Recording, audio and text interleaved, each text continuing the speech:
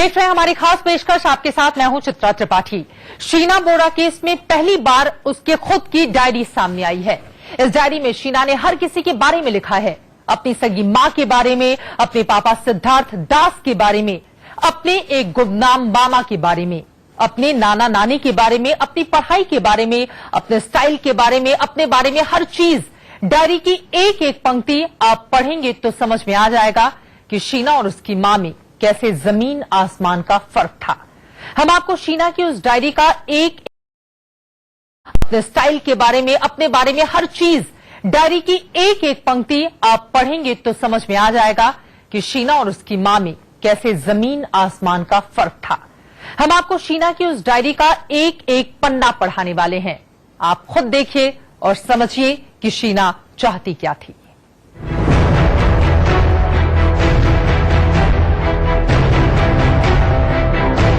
शीना हत्याकांड में एक बड़ा खुलासा उसकी डायरी से हुआ है।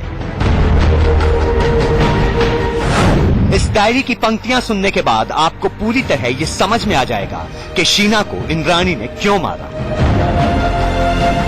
शीना अपनी मां के बारे में क्या सोचती थी। शीना ने अपने पापा के बारे में दिल से लिखा है। शीना ने अपने मामा के बारे में भी लिखा है। शीना की डायरी से ही शीना के इस मामा की कहानी पहली बार सामने आई है। देखिए, ये मोतियों जैसी खूबसूरत हैंडराइटिंग शीना की है। कहते हैं ना, आप किस तबीयत के हैं, क्या करना चाहते हैं, क्या पाना चाहते हैं, जिंदगी को किस तरीके से जीना चाहते हैं, ये कहीं प्रत्यक्ष रूप से झलकता है तो वो आपकी हैंडराइटिंग यानी लिखावट से झलकता है। शीना की हैंडराइटिंग आपके सामने है।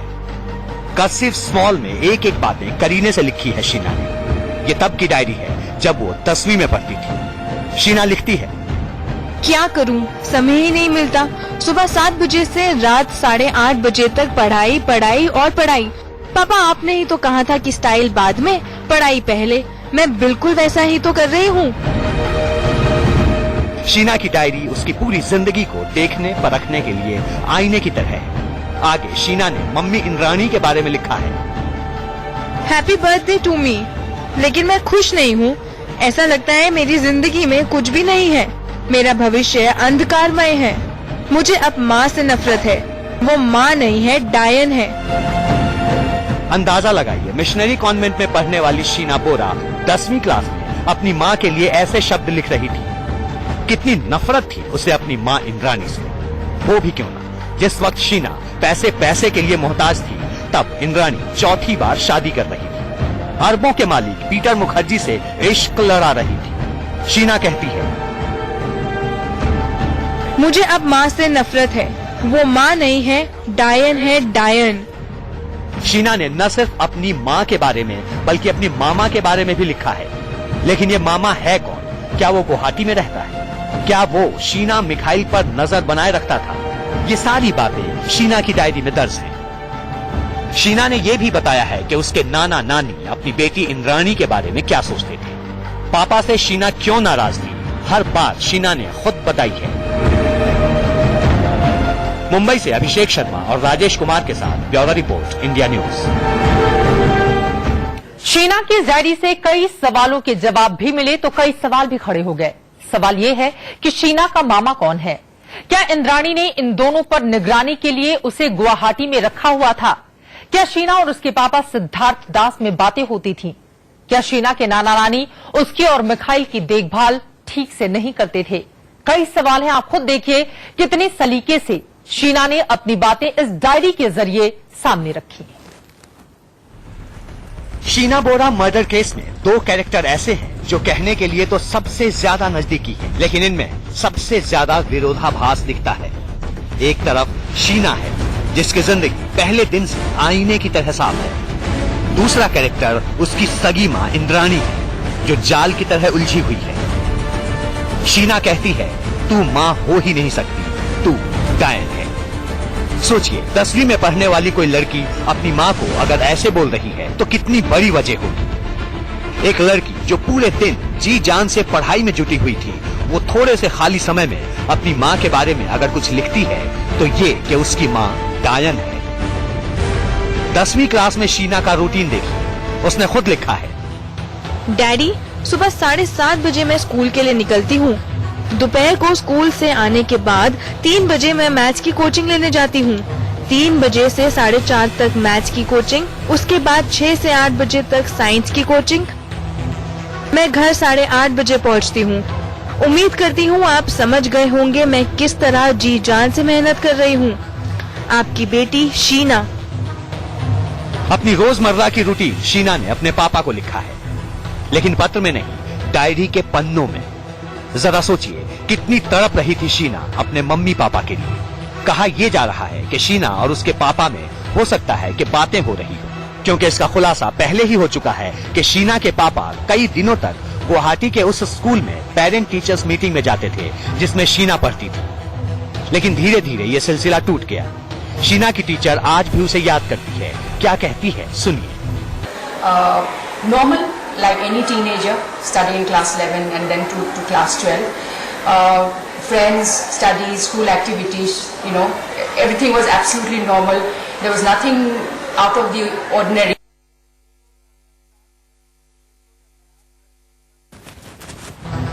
एक तरफ शीना जी तोड़ मेहनत कर रही है, जिंदगी में वो मुकाम पाना चाहती थी ताकि वो अपनी उस माँ को दिखा सके जिसने उसे दर दर की ठोकरें खाने को छोड़ दिया, और खुद इश्क पर इश्क, शादी पर शादी किए जा रही थी।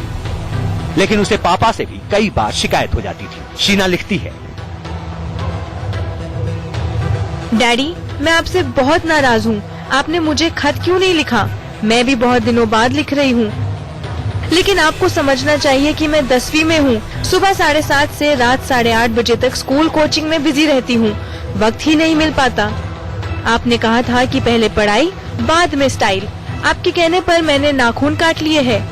आप मुझसे दिसंबर में गुवाहाटी आकर जरूर मिले। शीना।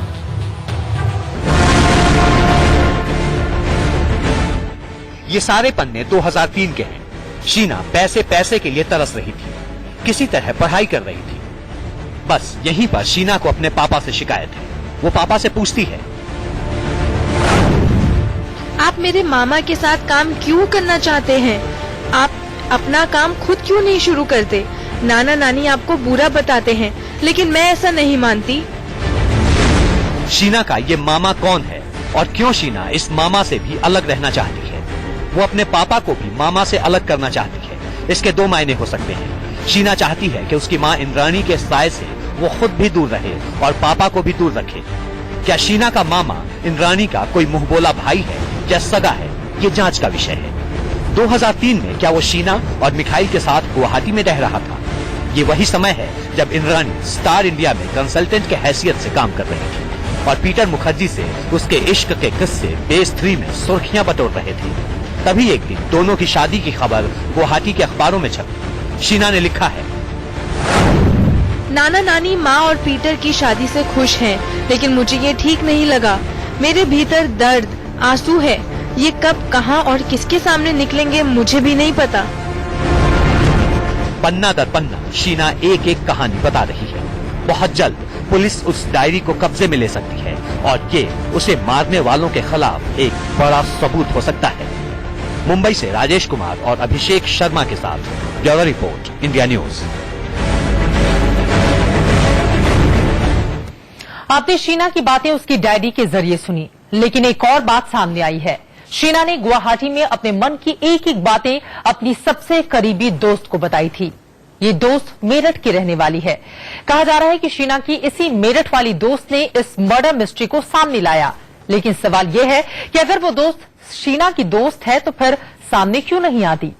पहले आपको ये दिखाते हैं कि इन दोनों यानी कि शीना और उसकी मेरठ वाली दोस्त में क्या बातें हुई, फिर उस दोस्त की कहानी बताएंगे।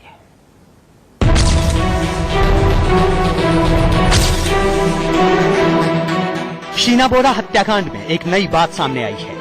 मुंबई में अप्रैल 2012 में हत्या से कुछ दिन पहले अपने स्कूल के कॉमन फ्रेंड की शादी में शीना गुवाहाटी गई थी, वो शहर जिससे वो जान से भी ज्यादा प्यार करती थी। देखिए, ये है वो मकान जहाँ शीना का बचपन बीता। यहीं उसके नाना यूके बोरा और नानी दुर्गा रानी बोरा का घर है। शीना यहीं ठहरी। दोस्त की शादी के दौरान शीना बहुत खुश दिख रही थी। इस दौरान उसने कई दोस्तों से बातें भी की। तभी उसकी मुलाकात अपने सबसे करीबी दोस्त से हुई। ये दोस्त मेरठ की एक लड़की है। इंडिया न्यूज को सूत्रों से शीना और उसकी दोस्त में हुई कुछ बातें पता चली हैं। और बताओ, सब कैसा चल रहा है? तुम बताओ, बहुत खुश दिख रही हो। हाँ, अभी तक तो सब कुछ ठीक है, कुछ आगे पीछे, लेकिन उम्मीद करती हूँ जल्द ठीक हो जाएगा। आगे पीछे है मतलब? बॉयफ्रेंड से कोई बात है क्या? अगर तू बताना चाहे तो बता सकती है, शायद मैं तेरी कुछ मदद कर पाऊँ। हाँ, कह सकती हो। मैं शादी करने वाली हूँ। कब? अरे वाह, ये तो बहुत अच्छी खबर है। कब किससे शादी करने वाली है ये तो बता। है कोई राहुल। कौन राहुल? अरे वही जिसका जिक्र तुमने एक बार सोशल साइट पर किया था। हाँ, पीटर मुखर्जी का बेटा है राहुल मुखर्जी। मैं उसे बहुत पसंद करती हूँ। हम दोनों शादी करने वाले हैं। तुम पसंद करती हो या वो भी तुम्हें पसंद करता है? देख लेना यार, आजकल शायद तुम समझ रही होंगी मैं क्या कहना चाहती हूँ। हाँ, मैं समझ रही हूँ, लेकिन मैं एक बात बताऊँ, मुझे लगता है कि राहुल मुझे खुद से भी ज्यादा चाहता है। बहुत जल्द हम दोनों शादी कर लेंगे। शायद ये मेरे लिए सबसे बड़े सपने के पूरा होने के जैसा होगा। और बता, कब तक करेगी शादी? शीना ये बातें अपने सबसे करीबी दोस्त से कर रही थी। गुवाहाटी में एक तरफ शादी का शोर था, मेहमानों का कौतूहल था, दूसरी तरफ शीना अपने मन में शादी के ख्वाब बुन रही थी। शीना अपने सबसे करीबी दोस्त से अपने मन की बातें कर रही थी, अपने सपनों के राजकुमार के बारे में बातें कर रही थी। शीना इस बात से बेहद खुश थी कि बहुत जल्द उसका भी सबसे बड़ा सपना पूरा होने वाला है। इंडिया न्यूज के पास शीना और उसकी मेरठ वाली दोस्त की बातचीत के हिस्से की रिकॉर्डिंग तो नहीं, लेकिन गुवाहाटी और मुंबई के सूत्रों से मिली जानकारी के बाद हमने इस बातचीत को सरल तरीके से समझाने के लिए आपके सामने दोबारा क्रिएट किया है। इस बातचीत में शीना जिस राहुल को लेकर अपनी दोस्त को बता रही थी, उस बात की तस्दीक राहुल के मामा ने भी देहरादून में इंडिया न्यूज के कैमरे पर की। सुनिए, उसके मामा ने भी माना कि मर्डर से कुछ दिनों पहले राहुल और शीना देहरादून आए थे। Seen that girl in 2011 when she was here with Rahul. Saw her for about 5-10 minutes. So he said I want to marry her and all. And she is my friend. अब सुनिए शीना ने अपनी मेरठ वाली दोस्त को आगे क्या बताया। तूने मुझसे इतना कुछ जाना, अपने बारे में तो बता। सब मजे में है, शादी हो गई, जिंदगी पटरी पर है, अभी तक सब ठीक ठाक। अच्छा, चलो यार, शादी होगी तो सब लोग जुटेंगे ही। हाँ, देखो क्या होता है, कहाँ होती है। सूत्र बताते हैं कि उसके बाद भी शीना और उसकी मेरठ वाली दोस्त में लंबे समय तक बातचीत हुई। कहा जाता है कि शीना की ये मेरठ वाली दोस्त मिखाइल को भी जानती है। हालांकि इन बातों की पुष्टि नहीं हो पा रही, क्योंकि शीना की मेरठ वाली दोस्त नहीं चाहती कि वो खुलकर सामने आए। लेकिन ये पूरी बातचीत काफी अहम है, वो इसलिए कि खबर ये है कि इसी मेरठ वाली दोस्त ने मुंबई पुलिस को शीना की हत्या के बारे में एक एक बात बताई। सवाल ये है कि उसे कैसे पता चला, कब पता चला। मुंबई से अभिषेक शर्मा के साथ ब्यूरो रिपोर्ट, इंडिया न्यूज। और सवाल ये भी है कि उसकी मेरठ वाली दोस्त और कौन कौन से राज ऐसे हैं जो अपने दिल में छिपाए हुए हैं। फिलहाल आपको बता दें, इस पूरे मामले में पीटर मुखर्जी से लगातार पूछताछ चल रही थी। इस पर ज्यादा अपडेट देंगे हमारे संवाददाता राजेश, मुंबई से हमारे साथ जुड़ चुके हैं। उनका तारीख को रिक्रिएट की गई थी। जो तस्वीरें हैं उसे लेकर दावे के साथ ये नहीं कहा जा सकता कि ये कब की हैं, लेकिन जो खबर है पुलिस सूत्र उसे कहीं ना कहीं सही मान रहे हैं। सवाल ये उठता है कि क्या शीना की वो दोस्त भी उसके पापा की तरह सामने आने वाली है।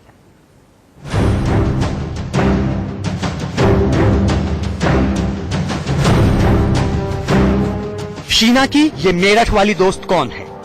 क्या सचमुच उसी ने मुंबई पुलिस को शीना बोरा मर्डर केस के बारे में एक एक जानकारी दी? अगर हाँ, तो उसे इस सनसनीखेज हत्याकांड के बारे में कैसे पता चला? किसने बताया? क्या वो भी शीना के पापा सिद्धार्थ दास की तरह सामने आएगी? फिलहाल कुछ नहीं कहा जा सकता, लेकिन इतना जरूर पता चला है कि शीना मर्डर मिस्ट्री का पूरा खुलासा मेरठ से गए एक फोन से हुआ, न कि ड्राइवर श्याम राय से पूछताछ में, जिसकी कहानी पहले सामने आ रही थी। सूत्र बताते हैं कि ये फोन कॉल मेरठ से मुंबई पुलिस को आया। कयास लगाया जा रहा है कि शीना की मेरठ वाली दोस्त का फोन था।